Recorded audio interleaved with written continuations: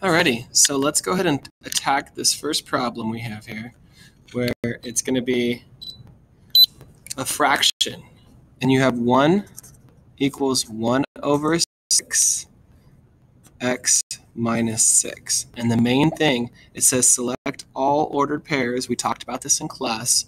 You have to plug in something for x and something for y. You have to plug these points in, all 4 of them, to see if they actually do end up working for this. And I want to show you very, very quickly how easy this problem is when you have your calculator out. Okay, so now you see my calculators here. I'm going to go ahead and plug in all of this part right here. So I'm going to plug in 1 divided by 6, and then I'm going to move it over. See how I moved that cursor over right there?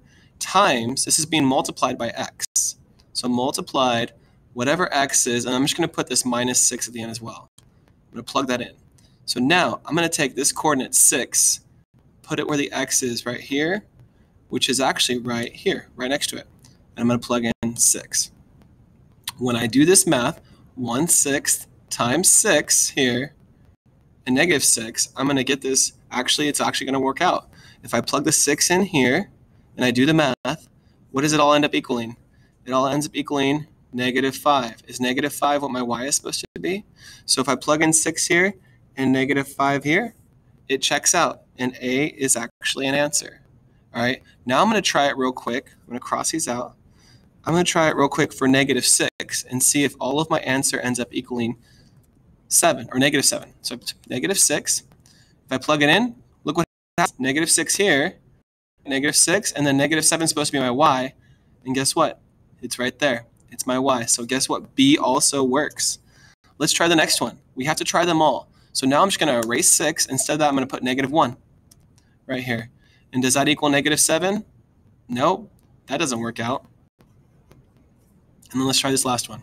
If I plug this in, let me go back to this spot here. I'm going to plug in 7. And just 7 and then minus 6. Is that going to work? Negative 2. No, that doesn't equal negative 2. So that doesn't work either. All right.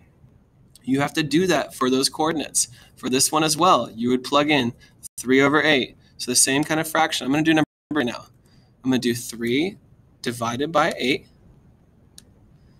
And then you're going to multiply it, times it, by negative 8. We're going to do the first one, negative 8 there. And then what's the rest of the equation? Minus 4. And guess what? When I plug in negative 8 right there, which is right here, it's going to end up working out. So y equals 3 over 8. And if I times it by negative 8 minus 4, guess what my answer ends up being? It's right here.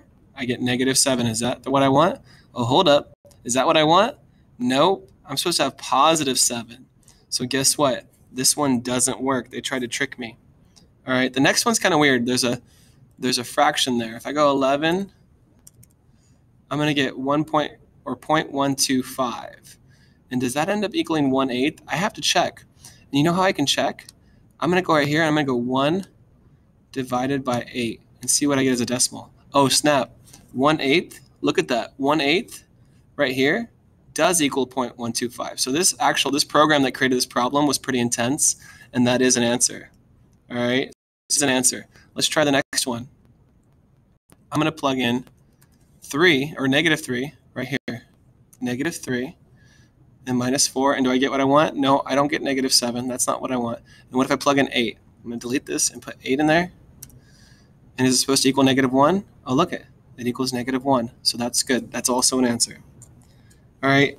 The rest of this homework assignment you should be okay with, I think.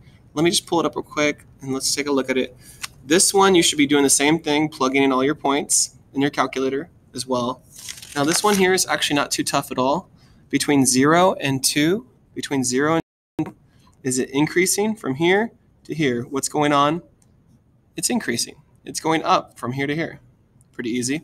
Between 2 and 5, what's it doing here? Is it decreasing, increasing, or neither? Well, we know this is a 0 slope. It's not increasing, it's not decreasing, it is neither. Between 5 and 8, right here, it's pretty easy to see. That's decreasing. And then at the end here, this last part, neither, once again, okay? All right, let's look at the back side. Not too tough. We did this today in class right there. Y equals something, x and something. And that first something is our y-intercept. We know that's plus 12. And then we're rising, not 1, running 2. We're rising 6, running 1, if you look at your units properly. Okay?